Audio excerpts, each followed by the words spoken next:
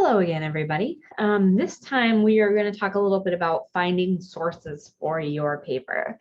And I have my contact information up here again and again, as I mentioned last time, anytime you have questions for this assignment or for anything else, don't hesitate to come and see me. So if I can get there we go. I wanted to start out a little bit by just talking about why you might need help from a librarian and why libraries are so important. I recognize that finding information is probably not the hard part for you guys, right? You've spent probably a lot of time on the internet in your lives. You know how to use Google, you know how to use search engines, right? It's not that there's not information out there and that you don't know how to find something on your topic, right? That's usually not the problem unless you're looking for something really, really specific. But the problem today, or the challenge today, really, for most of us when it comes to research or finding information is that there's so much information, right? And that's why I like to start out with this graphic when I talk about this. There's so much information, so much data out there. And this is just capturing, what happens on the internet in a minute. And some of these numbers are pretty striking. 147,000 uploaded photos on Facebook, 208,000 Zoom participants, 138,000 ad clicks on Instagram, so much going on the internet, so much data, so much information. And so the challenge then becomes finding the right information, right? You can probably find something that's about your topic, but it might not be either the right information or the targeted information that you need, or it may not be the best quality information or the most useful, right? It might work, but it's not the best information. And that's really where librarians can come in, is helping you dig through all of this information that's out there to find the stuff that's going to be the most useful for you. Okay. And a big part of that ultimately comes down to the search terms that you choose to use, as well as where you search, of course. And so I strongly recommend anytime you're going to engage in a research project that you think before you get started, before you even pull up the library website or Google Scholar or wherever it is that you're going to do your research, that you think about the search terms that you're going to use. And I do this before I get started, right? I generate some ideas, I brainstorm a little bit. So I thought for an example, for you guys, since I know you're working on, women in STEM and whatnot, I thought I would use Mildred Jefferson as an example, because I'm talking about her in one of the classes I'm teaching. Mildred Jefferson was I believe, the first Black woman to graduate from Harvard Medical School, and she unfortunately faced quite a few hurdles in her career, and her career didn't really take off the way that she would have liked, in part because of just the challenges of being an African-American woman in the era that she was trying to practice medicine. And she ultimately ended up becoming quite active in the right to life and the pro-life movement. So I thought I would use her as an example. There's lots of primary sources out there. So let's say that I have, some of her speeches or some of her writings, and those are the materials that I'm starting with. And so for your purposes, for your assignment, you're going to be trying to put your primary sources like those, like speeches and writings and things like that. You're going to be trying to put those in context of the time period in which they come and the issues in which they address. And so I'm going to use Mildred as kind of an example. If I want to contextualize her materials that I have, how would I go about doing that? And one thing to think about is synonyms. When we're brainstorming search terms, you want to think about other words or other phrases to get at the same idea. And in this case, for her, for example, I thought about the fact that sometimes she goes by Mildred Jefferson and sometimes she goes by Mildred Fay Jefferson. Okay, so I might want to search both of those to make sure that I'm getting all the results and the best results about her. And likewise, I might want to think about synonyms for the issues that I want to research with regard to her. So if I'm focusing on her work in the abortion or the pro-life movement, I might want to search abortion, but I also might want to try right to life or pro-life, right? So I want to think about the different ways to get at this same idea or the same concept, especially for academic databases. Unfortunately, there's a lot of upsides to using academic databases, but one of the things they don't necessarily do very well is kind of inferring what you want in the way that Google does, right? Google assumes if I search abortion, they might return right to life and pro-life related materials. The academic databases don't necessarily make those inferences. If I search abortion, it's going to search just for abortion. Now, I might find materials that also use right to life and pro-life, but that's because they use both the phrase abortion and the phrase right to life, right? So the more I can think actively, think critically about the terms that I'm going to use, the more likely I'm going to get useful search results. Okay. The other thing to think about is how you're going to connect those search results to each other, okay? Because another thing that's a little bit different with the academic databases from Google is that in Google, you can just plop in like an entire question or an entire topic. So I could put in, Mildred Jefferson and the Right to Life movement would get me results, right? If you do that in an academic database, it's often not going to return you the best results. Really what you want to do in an academic database is you want to break your topic or your question into kind of its component parts. And then you want to tie them together with and, or, and not. And so, for example, you'll see here, if you use and, it will narrow your search. So it will get you only results that address both of your concepts or keywords, okay? So in this case, I am searching for Mildred Jefferson and right to life. So I only want stuff that talks about both Mildred Jefferson and the right to life, okay? And you'll notice here, I put each of these phrases in quotation marks where you have a phrase as opposed to a single word. If you put it in quotation marks, it'll help make sure that you're getting the best results because it will tell the system that you want those words together, right? If I search Mildred Jefferson without the quotation marks, I will probably get some stuff on Mildred Jefferson, but I also might get materials that talk about, Mildred Smith and Bob Jefferson, right? Technically has my search terms or my keywords, but they're not together and they're not actually about the person that I'm looking for. Okay, if those quotation marks tell the system I want Mildred Jefferson as one concept, okay, one phrase. Okay, and then or will expand your search. So in this case, you'll see I did Mildred Jefferson or Mildred Fay Jefferson. Okay, again, I know she goes by both names or is referred to by both names. So I want to make sure I get all of the results relevant to either permutation of her name, right? So I'm going to use that or and tell the system I want results that are either Mildred Jefferson or Mildred Fay Jefferson. I want both, right?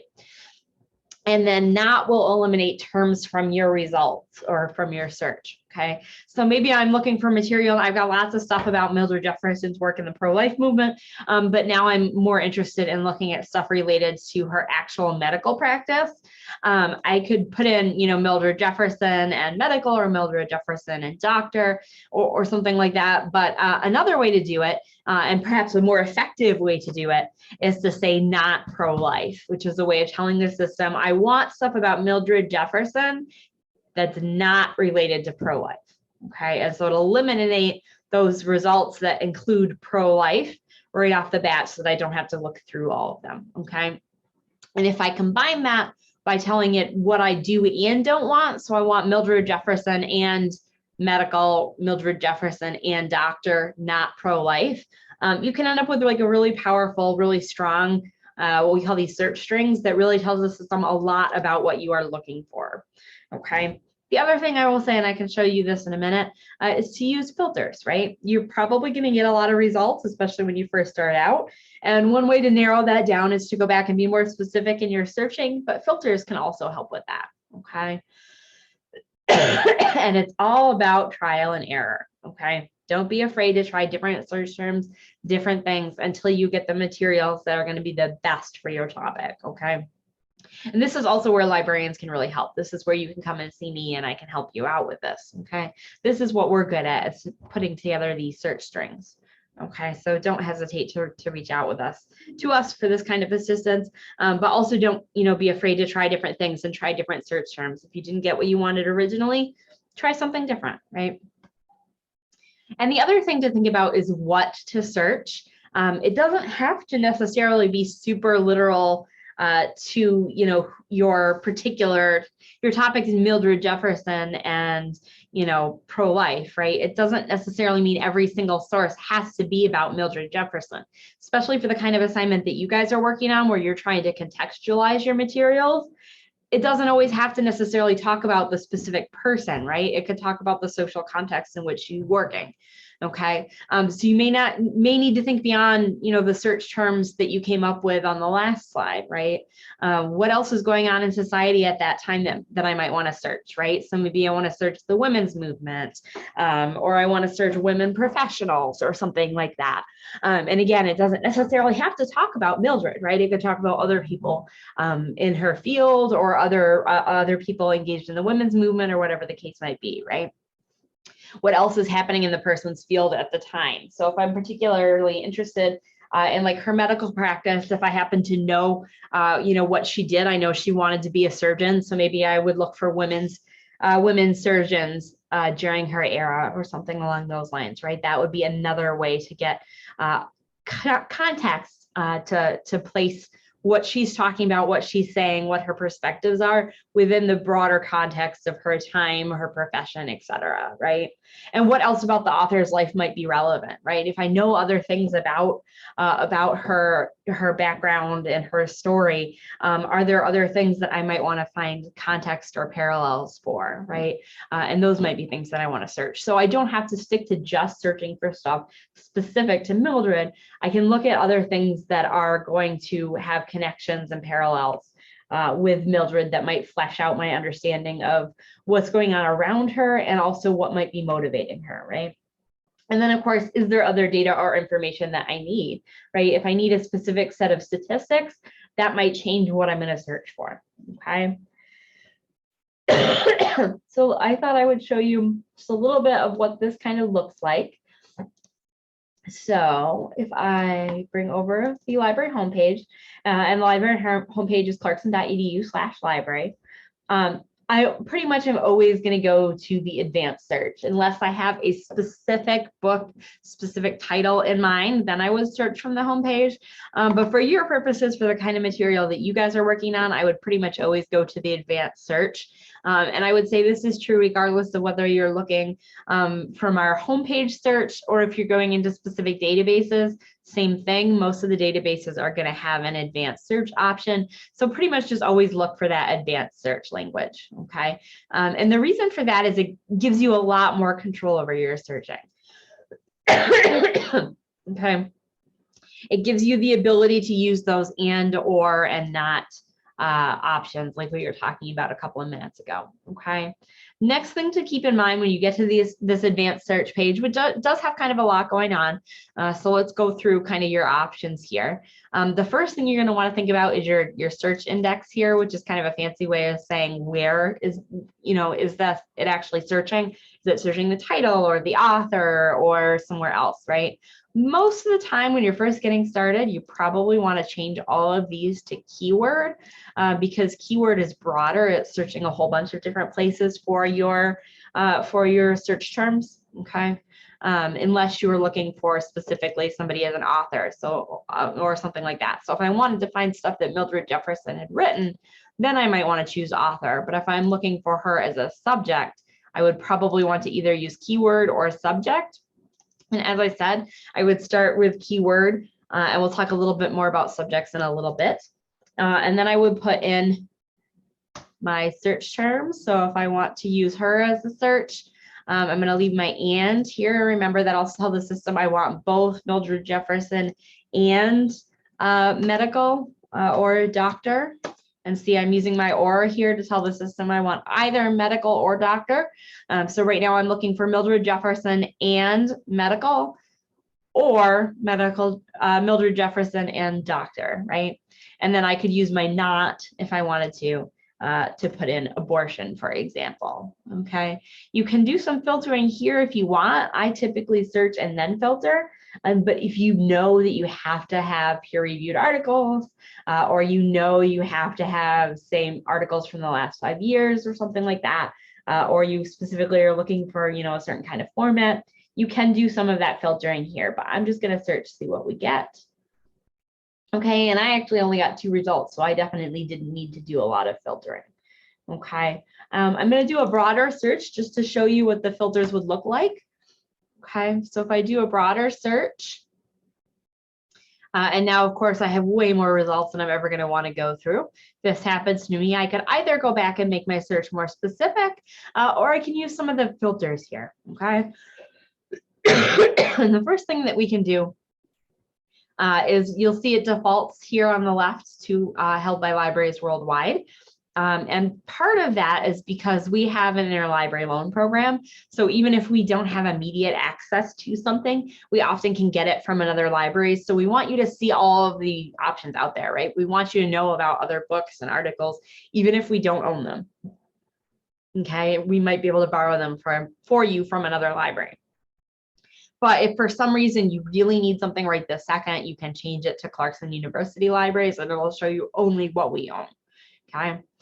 You can filter by format, which is fairly self-explanatory. If you want books, you can filter to books. You can filter to just articles. Content type, probably the biggest thing you're going to be looking for here is this peer-reviewed filter.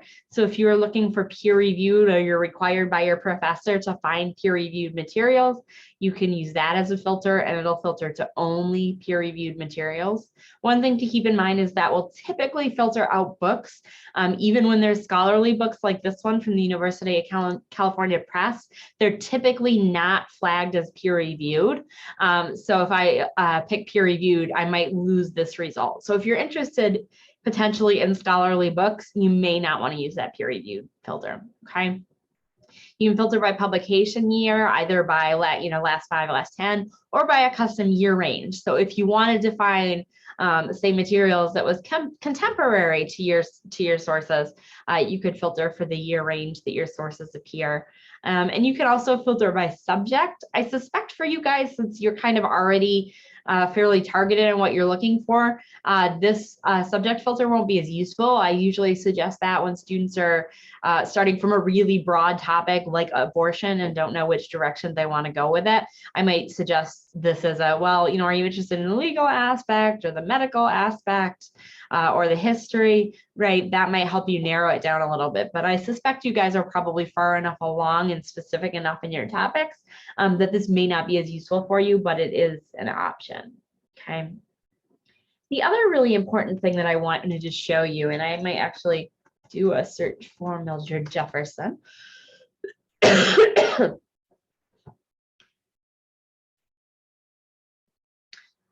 Is the subject options. So if I click on an item that I'm interested in and I come in here, there's going to be a lot more information in what we call our record here. There's going to be your summary, but for our purposes, I want to show you the subjects here, okay? And so the subjects are what we call controlled vocabulary, meaning somebody, the original author, a librarian, another content expert have looked at this book or article or video or whatever it is and said, these are like the core topics. This is really what this book is about, is these specific topics. Okay, so you could feel fairly confident if you see it listed as a subject that is going to be a core focus of this book or article or whatever it is. Okay, so that's one potential usefulness of the subjects. Another is I will come in here sometimes and get ideas for search terms, right? So I, may not have thought about the fact that, I didn't know abortion government policy was an actual search term, right? Or it didn't occur to me that abortion finance was like a whole area that I might be interested in. So this might help me think about, okay, well, now I want to search Mildred Jefferson and abortion finance and see what that gets me, right? It can also be useful if maybe I don't know what the professional terminology is in my field. So like, let's say I'm looking for stuff about her as a doctor and I'm not a doctor, so I don't know medical terminology very well. I might find that there are specific terms of art for that profession for doctors about my topic that I wasn't aware of. And then I can go back and use those to kind of refine my search and make my search better, okay? The other reason I'll point this out is because you can actually search the subject field So in my advanced search, remember we talked about keyword here? One of the options is subject, okay? And if I choose subject, it's only searching that subject field, okay? It's only searching right here, okay? So if I don't know what the proper terminology is and I try a subject search, I might not get any results. But if I do know, so for example, now I know, that Medicaid is a subject, okay, or abortion finance is a subject. Now that I know that, I can go in and I can do a subject search and be super, super targeted in what I find, okay? So I might leave her as a keyword, do my subject as abortion finance, and okay. That should have returned results, since we know from before that is a subject. So I'm just gonna do that. That should get me really targeted, really specific results. Because again, it's only searching that subject area or that subject field, okay? So those are some of the things I think might help you with your searching. You also want to pay attention for your blue View Now button, either for ebooks or articles. And the other thing that I might show you that might be useful for you for looking for secondary sources is the browse shelf feature. So this is kind of intended to replace the kind of serendipitous discovery where you would be browsing through you'd go to pick a book off the shelf and you'd find other books next to it. What the system has done is it's kind of tried to mimic that in a digital format.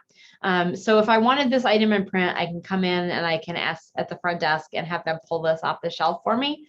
But maybe I'm not sure if I want this one, but I kind of want to see what might be on the shelf next to it.